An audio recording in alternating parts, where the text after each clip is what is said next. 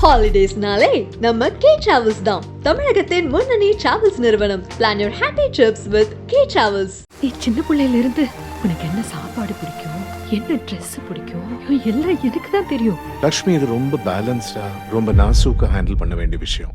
ஒரு விஜய் அப்படிங்கிறது சாதாரண விஷயம் கிடையாது. அது ஒரு பெரிய ஒரு பிராண்டாக உருவாயிருக்கு. இன்னைக்கு தாவேக்கா அப்படின்ற ஒரு கட்சியை ஒன்மன் ஆர்மியாக ஒருத்தர் வந்து ரூல் பண்ணி போயிட்டு இருக்காரு. அவர் மேலே ஒருத்தர் வந்து முட்டை அடிச்சிருவேன் அப்படிங்கிறதுலாம் ஒரு பெரிய இதாக இருக்குது. இன்னொரு விஷயம் என்னன்னா, அப்படிதான் அவர் மேலே தாக்குதல் நடத்தணும் அப்படின்னா ஏகப்பட்ட விஷயம் இருக்குது. எத்தனையோ விஷயங்கள்ல நீங்கள் அட்டாக் பண்ணலாம். ஒரு வெறி பிடித்த ஒரு பர்ஃபெக்டான ஒரு விஷயத்தை பண்ணக்கூடிய ஆட்கள்லாம் கட்சியில் தாவேக்கால இருக்கிறாங்க. இப்படி இருக்கும்போது எவனாவது ஒருத்தன் வந்துட்டு முட்டையை வந்துட்டு அவரோட தலைவர் மேலே அடிச்சுட்டு அந்த இடத்த விட்டு போயிட முடியும்னு நம்ம நீங்கள் நினைக்கிறீங்களா? இன்னைக்கு இருக்கக்கூடிய தேதியில் கட்சியில் இத்தனை காலமாக இருந்த ஒர்க் பண்ண எல்லாருக்குமே ஒரு முக்கியமான பொறுப்பை கொடுத்து வச்சிருக்கிற ஒரு தலைவன். இந்த தலைவன் மேலே முட்டை இல்லை, முட்டையை அடிக்கணும்னு நினச்சா கூட எனக்கு தெரிஞ்சு சாத்தியமே இல்லை.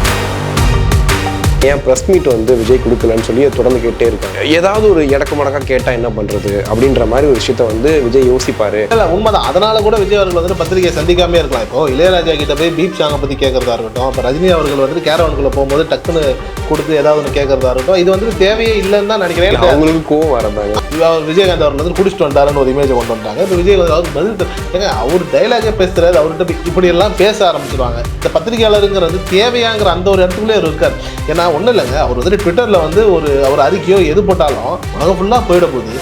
ஆட்டோமேட்டிக்காக அதை வந்துட்டு பேசுறதுக்கு 100 யூடியூப் சேனல் இருக்கு, எல்லாம் பேசுகிறோம்.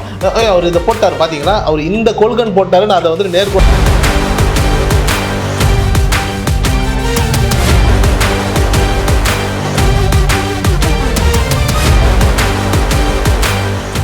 ஒரு பொண்ணும் பையனும் பைக்கில் போனாலே லவர்ஸ்ன்னு நினைக்கிறதில்ல, திருந்துங்கடா. டூகே பாய், என்னோட சினிமா எக்ஸ்பீரியன்ஸில் சொல்கிறேன், ட்ரையாங்கிள் லவ் ஸ்டார்ட் ஆகியே தீரும். ஐயா, இப்போ டிவிகே பற்றி நம்ம ரொம்ப நாள் ஆச்சு பேசி அப்படின்னு நினைக்கிறேன். டிவிகே இந்த கட்சி ஆரம்பித்ததுலேருந்து இந்த கட்சியை பற்றி விஜய் சம்மந்தப்பட்டவங்க பேசுனதை விட அதிகமாக பேசுனது மீடியா பீப்புள் தான் நினைக்கிறேன். நம்ம உட்பட நிறையா அதை பற்றி நிறைய விஷயங்கள் பேசியிருக்கோம். அதில் குறிப்பாக விஜய் அவர்கள் கட்சிக்கு எதிர்ப்பு இருக்குது, திமுக சில விஷயங்கள் பண்ணுறாங்க, ஏடிஎம்கே மறைமுகமாக ஏதோ பண்ணிகிட்டு இருக்க மாதிரிலாம் சொல்கிறாங்க, பிஜேபியில் பயங்கர எதிர்ப்பு இருக்குது, இந்த மாதிரி ரொம்ப சொல்லிகிட்டே இருக்காங்க. மற்ற கட்சிகள்லாம் ஏதோ சொல்கிற மாதிரிலாம் பேசுகிறாங்க. பட் எதுவும் பெருசாக வெளியில் வரல. இப்போ ரீசெண்டாக பார்த்தீங்கன்னா சமூக வலைதளங்களில் ஒரு வீடியோ ஒன்று ட்ரெண்ட் ஆகிட்டு இருக்குது. இந்த ட்விட்டர் ஸ்பேஸ்னு ஒன்று இருக்கும். அதில் நம்ம தெரிஞ்சவங்க, சொந்தக்காரங்க, இல்லை தெரிஞ்சோ தெரியாமலையோ ஒரு 10 பேரை கூட்டி வச்சுக்கிட்டு ஒரு கிளப் ரூம் ஒன்று உருவாக்கிக்கிட்டு நம்ம வந்து இஷ்டத்துக்கு ஏதாவது பேசலாம் அப்படின்னு. அதில் வந்து என்னென்னா, மார்ச் மாதம் விஜய் அவர்கள் சுற்றுப்பயணம் போகிறதா சொல்லியிருக்காரு இல்லையா? ஸோ அந்த டைம் போகும்போது முட்டை இல்லை தக்காளியாக முட்டையாக முட்டை தான் நினைக்கிறேன், முட்டை எடுத்து அவர் வேனில் இருந்து எழுந்துச்சி வந்து பேசுவார்ல, அப்போ அடிக்கலாம் அப்படின்னு சொல்லிட்டு பேசுகிறாங்க. அதுக்கு வந்து ஆதரவு தெரிவிக்கிற மாதிரி அங்கே இருக்கிறவங்கலாம் அது ஒரு செயற்குழு கூட்டம் மாதிரி நடக்குது. இடத்துல சொல்கிறாங்க. சொன்ன உடனே ஒரு முட்டை எவ்வளோ 6 ரூபாய் வருமா, 7 ரூபாய் வரும், பிரச்சனையை முடிச்சிடலாம் அப்படின்ற மாதிரிலாம் பேசினாங்க. எனக்கு ஃபஸ்ட்டு இந்த வீடியோ மேலே நம்பிக்கை இல்லை. ஆக்சுவலாக இந்த ட்விட்டர் ஸ்பேஸில் பேசினவங்க மேலே நம்பிக்கை இல்லை. அதாவது ஒரு விஜய் அப்படிங்கிறது சாதாரண விஷயம் கிடையாது. அது ஒரு பெரிய ஒரு பிராண்டாக உருவாயிருக்கு. இன்றைக்கி தாவேக்கா அப்படின்ற ஒரு கட்சியை ஒன்மன் ஆர்மியாக ஒருத்தர் வந்து ரூல் பண்ணி போயிட்டுருக்காரு. அவர் மேலே ஒருத்தர் வந்து முட்டை அடிச்சிருவேன் அப்படிங்கிறதுலாம் ஒரு பெரிய இதாக இருக்குது. இன்னொரு விஷயம் என்னென்னா, அப்படி தான் அவர் மேலே தாக்குதல் நடத்தணும் அப்படின்னா ஏகப்பட்ட விஷயம் இருக்குது. எத்தனையோ விஷயங்கள்ல நீங்கள் அட்டாக் பண்ணலாம். அவ்வளோ கூட்டம் கூடிச்சு அன்றைக்கி பரந்தூரில். அதில் கூட்டமாக போயிட்டு நீங்கள் ஏதோ ஒரு தவறான ஒரு கமெண்ட் கொடுத்தா கூட அங்கே இருக்கிற மீடியா அதை எவ்வளோ ஊதி பெருசாகியிருப்பாங்கன்னு தெரியும். அந்த மாதிரி கூட அவரை போய் அட்டாக் பண்ணி ஏதாவது பேசிடலாம், பண்ணிடலாம். ஆனால் அதெல்லாம் தாண்டி நீங்கள் மக்கள் சப்போர்ட்டில் ஒரு நல்ல இடத்துல போயிட்டு விஜய் உட்கார வைக்கணுன்ற ஒரு எதிர்பார்ப்போட மக்கள் இங்கே இருக்கும்போது அவர் மேலே அசால்ட்டாக முட்டையடிச்சிடுன்னு பேசுகிறதெல்லாம் என்னால் நம்பவே முடியல. பட் அதை தாண்டி வந்து இதை பேசியிருக்காங்க, இதெல்லாம் நடக்குதுன்னும் போது கண்டிப்பாக தாவேக்கா சைட்லேருந்து கொஞ்சம் கேர்ஃபுல்லாக இருக்கணும்னு தான் நினைக்கிறேன். ஏன்னா ஒருவேளை இது யார் பண்ணாங்க, இது எந்த கட்சி சார்தான் பண்ணாங்கன்ற மாதிரிலாம் நமக்கு எதுவும் தெரியல. இந்த கட்சி தான் பேசிட்டா, அந்த கட்சி தான் பேசிட்டா, இல்லை கட்சிக்காரங்க இல்லாமல் விஜய்க்கு விரோதிகள் இதாக இருக்காங்களா அப்படின்லாம் சொல்ல முடியாது. ஏன்னா ஒரு சின்னதாக ஒரு 5 பேர் பேசுகிறத வச்சு முடிவு பண்ண முடியாது. ஆனால் விஜயை தொட முடியாது, ஓகே. பட் தாவேக்கா நிர்வாகிகள் இருக்காங்க இல்லையா, இப்போ அவங்கெல்லாம் பார்த்தீங்கன்னா ஒரு பொறுப்பு கொடுத்தோடனே ஊருக்குள்ளே பயங்கர மாசாக சுற்றிட்டு இருக்காங்க. அதாவது கிட்டத்தட்ட பார்த்தீங்கன்னா அன்றைக்கெலாம் ஒருத்தர் வீடியோ எடிட் பண்ணி போட்டிருக்காரு. விஜய் சார் கூட அப்படி எடிட் பண்ணிக்க மாட்டாங்க. அவ்வளோ பயங்கரமாக அவருக்கு வந்து ஒயிலாட்டம் மயிலாட்டம்லாம் வச்சு வெடி வெடித்து ஸ்வீட் கொடுத்து அவர் காரில் அப்படியே மேலேருந்து கொண்டு வந்து தேர்லாம் இழுத்துட்டு வந்து பயங்கரமாக பண்ணுறாங்க. ஸோ அதில் கடுப்பாக எவனாவது பண்ணான்னா அது வேறு மாதிரி போய்டும் இல்லையா? என்னடா நேற்று தான் வந்து நீ இவ்வளோ பண்ணுறீங்கன்னு அதில் கொஞ்சம் கேர்ஃபுல்லாக இருக்கணும்னு நான் நினைக்கிறேன். உண்மைதான். ஆனால் வந்துட்டு இப்போ அது வந்து நீங்கள் அரசியல் கட்சின்ற மாதிரி சொன்னீங்க. ஆனால் சமூக வலைத்தளங்கள் எல்லாம் பரவிட்டு இருக்கிறது எப்படின்னா வந்து ஒரு ரஜினி ரசிகர் விஜயை திட்டுறாரு, தாவேகா விடவே மாட்டாங்க போல. இல்ல அது ஏன்னா அந்த ப்ரொஃபைல் பேரே என்னமோ வந்துட்டு காக்கா கபிலன் என்னமோ இந்த மாதிரி இப்படிதான் ஏதோ ஒரு பேர் சொல்லிட்டு இருந்தாங்க, எப்படி ஒரு பேர் ஏதோ ஒரு மாதிரி வச்சிருக்காங்க அப்படின்னு. பட் ஆனால் அது எந்த அளவுக்கு உண்மை, அது உண்மையிலேயே அது ஒரு ஒரு ஒரு என்ன சொல்றது, திருவிளையாட ஆரம்பத்தில் சொல்லுவார் எதிர்கடையில் த்ரிஷா ஃபோட்டோ வச்சிருக்கிறான் டீக்கல்ல, அப்போ த்ரிஷாவோட கிடையாது அந்த மாதிரி இருக்கு. அது உண்மையிலேயே அப்படிதான் இருக்கு. அப்படிதான் வந்துட்டு அதை பேசி என்ன பண்றாங்க அப்படின்னா, இல்லை இவருடைய ரசிகர் ரஜினி ரசிகர் அவர் வந்துட்டு இப்படி பேசிட்டாருன்னு. ஆனால் பொதுவாக வந்துட்டு இந்த மாதிரி ஆட்கள் இந்த ஒரு இடத்துல வந்துட்டு அமீர் சொல்லுவார், ஒரு முக்கியமான படம் ராம்னு நினைக்கிறேன், ராம் படமோ இல்லை அதுக்கப்புறம் அந்த படம் முடிச்சதுக்கப்புறம் வந்துட்டு ஒருத்தர் ஃபோன் போட்டாராம், நீ எப்படி இப்படிலாம் ஒரு படம் எடுக்கலாம், அதுவும் வந்துட்டு நீ எங்களை பற்றி தப்பாக பேசிட்டேன்ற மாதிரி ஏதோ ஒன்று பேசி, உன்னை நான் நேரில் வந்தேன்னா நான் ஒன்று அப்படி பண்ணிடுவேன் இப்படி பண்ணிடுவேன், நீ ஃபோனை வை நான் ஒன்று வந்துட்டு கொல்றேன் அப்படின்ற மாதிரி ஏதோ பேசியிருப்பாராம். அவங்க வீட்டில் எல்லாம் கொஞ்சம் பதறிட்டாங்களாம், ஐயோ ஏதோ பண்ணிட போகிறாரு. அப்போ ஒன்று சொன்னாராம் அமீர் அவர்கள், பண்ணணும்னு சொல்கிறவன் சொல்ல மாட்டான், பண்ணிடுவான் சொல்கிறான்ல அவன் காலத்துக்கும் பண்ண மாட்டான், சொல்லிக்கிட்டே தான் இருப்பான். அந்த மாதிரி ஃபோனில் பேசுகிறதுக்கே இவ்வளோதான் மரியாதை அப்படின்னும் போது இந்த ட்விட்டர் ஸ்பேஸில் அப்படின்னும் போது யோசிச்சு பாருங்கள், அது என்ன மனநிலை இருந்தாலும் பேசினாருன்னு தெரில. அது ஒரு குடிபோதையில் பேசியிருக்கலாம், இல்லை நார்மலாக பேசியிருக்கலாம், இல்லை நிறைய பேர் டிப்ரெஷனில் வந்து பேசியிருக்கலாம். ஆக மொத்தம் அது ஒரு சும்மா ஒரு விதமான ஒரு பேச்சு தான். இதையெல்லாம் தாண்டி ஒரு ஆள் வந்து விஜய் கூட்டின அந்த கூட்டத்தில் முட்டை அடிக்கிறாரு அப்படின்ற ஒரு சம்பவத்தை நீங்கள் கற்பனை பண்ணி பாருங்களேன். நான் விஜய் வந்துட்டு சமீப காலமாக விஜயனுடைய அரசியல் மூவை பார்க்கும்போது கிட்டத்தட்ட வந்து ஒரு 15 வருஷமாக மக்கள் இயக்கம் இருக்குது, அதுக்கு முன்னாடிலேருந்து அது ரசிகர் மன்றமாக வச்சிருந்து ஒரு ஒரு ஆர்கனைசேஷனாக கொண்டு வந்து ஒரு கட்டமைப்பு கொண்டு வந்துட்டாங்க. கிட்டத்தட்ட இன்னைக்கு போஸ்டிங்கில் கொடுத்தப்பட்ட அத்தனை பேரும் ஒரு 15 20 வருஷமாக வந்துட்டு அந்த கூடவே இருந்தவங்க இதில் ஒரு 25 30 35 இந்த வயசுக்குட்பட்ட ஆட்கள் நிறைய பேர் இருக்காங்க. இவங்களுக்கு எல்லாம் பதவி கொடுத்துருக்காங்க. இப்படிப்பட்ட ஆட்கள்லாம் வந்து இதற்கு முன்னாடி வந்துட்டு பெரிய பெரிய மீடியா சேனல்ஸ்லாம் போய் உட்காந்து பேசும்போது பெரிய அங்கீகாரமோ இல்லை ஒரு பெரிய வரவேற்போ இல்லை. இன்னைக்கு அதே நபர்கள் வந்துட்டு ஒரு கட்சியில் ஒரு பொறுப்பாக கட்சியினுடைய துண்டெல்லாம் போட்டுட்டு போய் உட்கார்ற அளவுக்கு வருது. மூத்த பத்திரிகையாளர்கள்லாம் பார்த்து வந்துட்டு தம்பி இதெல்லாம் ஒன்றும் இல்லைப்பா அமைதியாக இருங்கன்னு சொல்கிற அளவுக்கு ஒரு பொறுப்பை கொடுத்து ஒரு இடத்துல வச்சுருக்காங்கன்னும் போது இப்படிப்பட்ட ஆட்கள் தான் அந்த கட்சியில் இருக்காங்க. அப்படின்னும் போது ஒரு வெறி பிடித்த ஒரு பர்ஃபெக்டான ஒரு விஷயத்தை பண்ணக்கூடிய ஆட்கள்லாம் கட்சியில் தாவேக்கால இருக்கிறாங்க. இப்படி இருக்கும்போது எவனாவது ஒருத்தன் வந்துட்டு முட்டையை வந்துட்டு அவரோட தலைவர் மேலே அடிச்சுட்டு அந்த இடத்த விட்டு போயிட முடியும்னு நம்ம நீங்கள் நினைக்கிறீங்களா?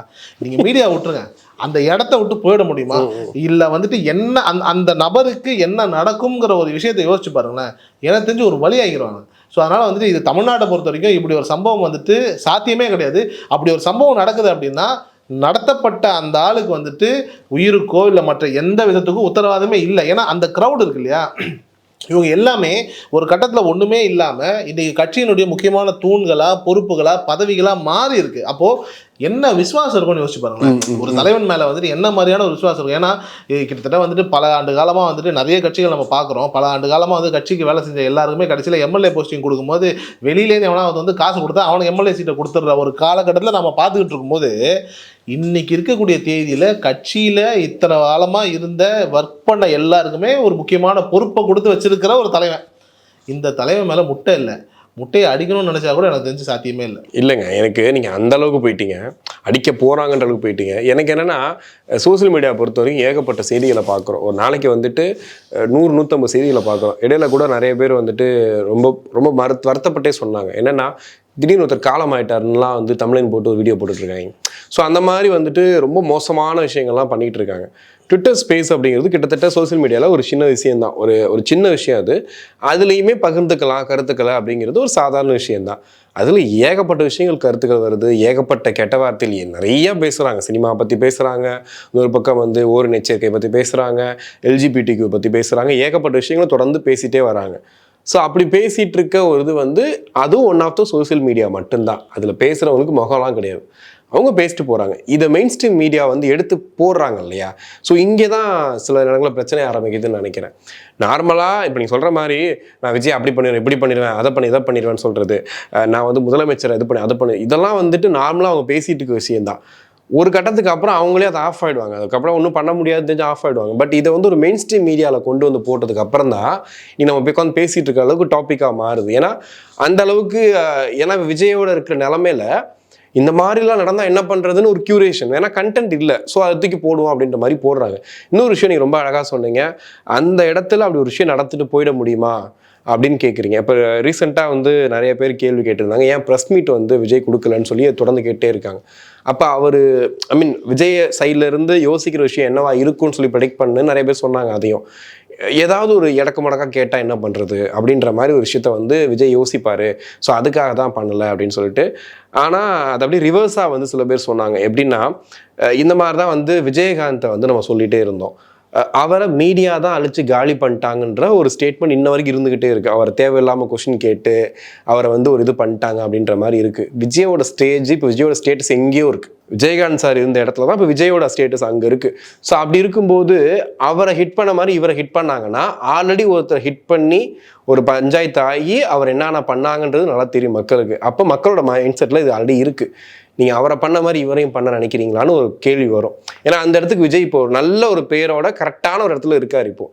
அப்படின்னும் போது நீங்கள் சொல்கிற ஆப்வியஸ்லி அங்கே ஒருத்தர் முட்டையடிக்க வந்ததில்லை, ஒரு தப்பான கமெண்ட் சொன்னால் கூட அந்த இடத்துல வந்து ஒரு பெரிய விஷயமா மாறும். ஏன்னா ஒரு ஏறுமுகமாக அவர் போயிட்டுருக்காரு, அடுத்தடுத்து என்ன பண்ணலாம் ஏது பண்ணலான்ற போயிட்டு இருக்கும்போது இந்தந்த விஷயங்கள்லாம் பார்க்கும்போது எனக்கு தெரிஞ்சு இதெல்லாம் சும்மா அவங்க ஒரு கலைப்பு விடுறது, ஏதாவது பண்ணுவோம் ஏதாவது சொல்லுவோம் அப்படின்ற மாதிரி கலைப்புறலான்னு தெரில.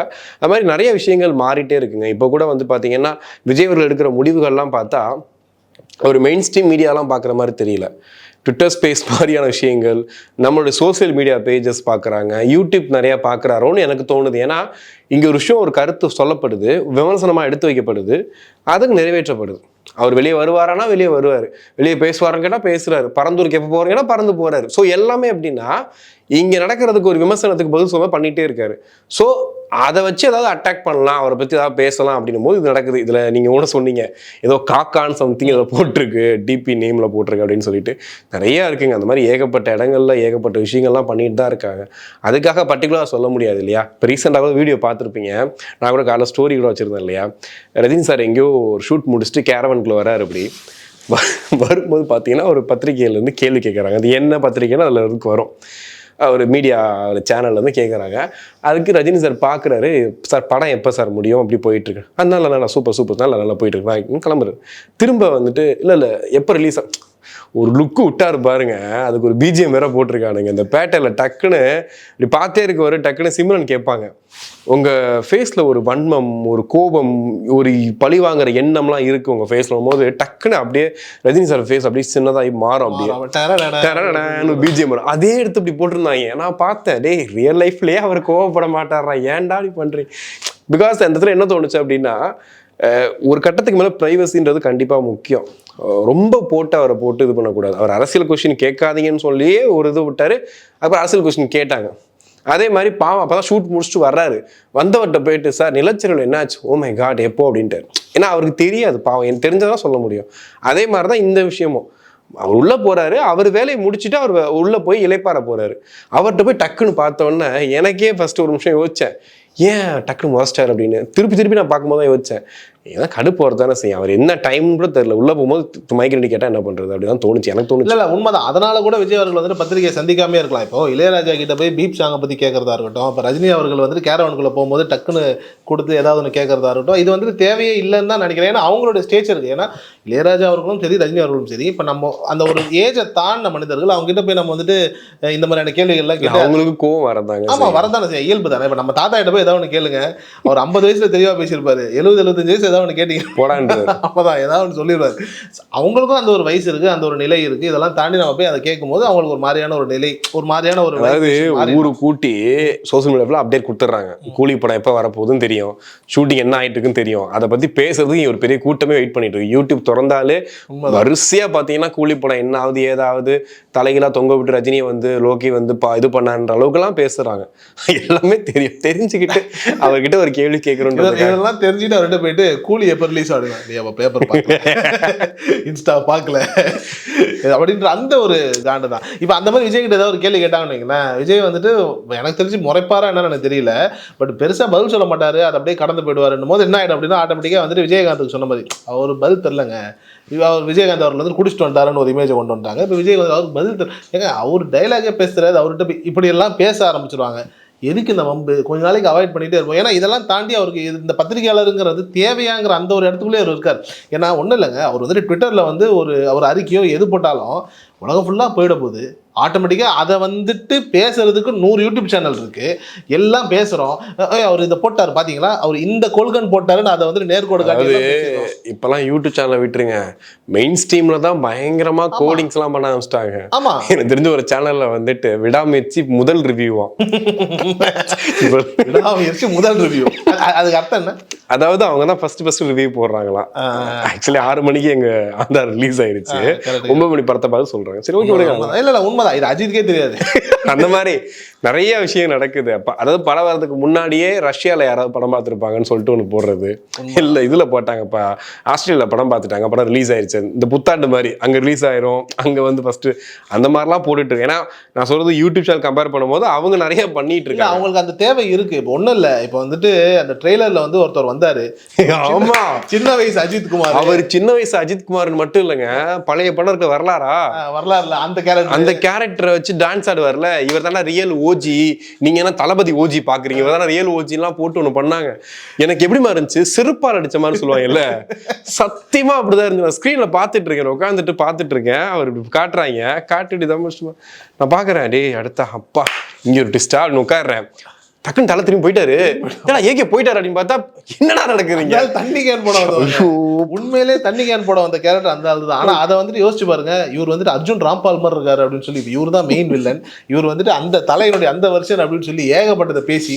ஏன்னா இப்போ மெயின் ஸ்ட்ரீம் மீடியாவுக்கு வந்துட்டு இதெல்லாம் தேவைப்படுது. ஏன்னா இதை வச்சு நம்ம, ஏன்னா நமக்கு முன்னாடி யூடியூப் போட்டுருச்சுன்னா, ஆனா யூடியூபே இவங்களை பார்த்தா போடுறாங்க, ஏகப்பட்ட சிக்கல். ஸோ இப்படி ஒரு மாதிரியான வாழ்க்கை ஒரு வட்டம்ன்ற மாதிரி, செய்தி ஒரு வட்டம் தான். இங்க நீங்க போடுறத நாங்க போடுவோம், நீங்க போட்டதை நாங்களும் பார்ப்போம், அவ்வளவுதான். மாத்தி ஒரே இதுக்குள்ள ஒர்க் பண்றதா. விஜய் சார் வந்து ரொம்ப தெளிவா தான் இருக்காரு. அப்போ மீடியாவை வந்து பார்த்து நம்ம எப்படி எப்போ போனோமோ அப்போ போய் அவங்கள்ட்ட பேசிக்கலாம், ரொம்ப தெளிவாக தான் இருக்கு. சொல்ல போனால் அவர் மீடியாவுக்கு முன்னாடி மக்களை தான் சந்திச்சாரு. ஸோ அதில் வந்து ஒரு தெளிவாக தான் இருக்கு. மீடியா கூட நான் அப்புறமா பார்த்துருக்கேன், அதே மாதிரி சொன்னாங்க இன்னும் தாவைக்கால ஜாயின் பண்ண மாதிரி இருக்கு, வெள்ளை சட்டை வேற போட்டிருக்கிறீங்க. இல்லை சொல்கிறேன், வந்ததுல இருந்து வித்தியாசமான வார்த்தைகள்லாம் யூஸ் பண்றீங்க. இல்லை ஒரு உதாரணத்துக்கு சொல்றேன், மக்களை சந்தித்தார், இல்லை அதுதான் களத்தில் இருக்கிறார், இந்த மாதிரி வார்த்தையெல்லாம் கேட்டாலே எனக்கு ஆப்போசிட்ல உட்காந்துருக்கும் தாவைக்கா மாதிரி தான் தோணுது. இல்லை அது வந்து யதார்த்தம் அப்படி தானே. ஏன்னா நிறைய பேர் விஜய் சொன்னது என்னன்னா, அவர் மக்களை சந்திக்கல, பத்திரிகை சந்திக்கல. அவர் பத்திரிகையே நான் சந்திக்க மாட்டேன், மக்களை சந்திச்சிருங்கிறதுல அதில் ரொம்ப தெளிவாக இருந்துட்டார்ல. அதனால அவரை வந்துட்டு எனக்கு அந்த விதத்தில் குறை சொல்ல முடியாது. நீங்க பத்திரிகையை கூட அப்புறமா சந்திச்சுக்கலாம், மக்களை சந்திச்சிடலாம். அதான் இந்த ஆர்ஜே பாலாஜியோட படத்துல வரும்ல, இவங்க பத்திரிக்கை ரொம்ப நல்லவங்களாச்சே, கேள்வி கேளுங்க அப்படின்னு. என்ன ஸ்வீட் பிடிக்கும், கேசரி. ஓ கேசரி, அப்ப நீங்க அவங்களா? கேசரி தாங்க பிடிக்கும். ஆயாசா இல்லையா? ஹாலிடேஸ்னாலே நம்ம கே டிராவல்ஸ் தான் தமிழகத்தின் முன்னணி டிராவல்ஸ் நிறுவனம். Plan your happy drips with K travels.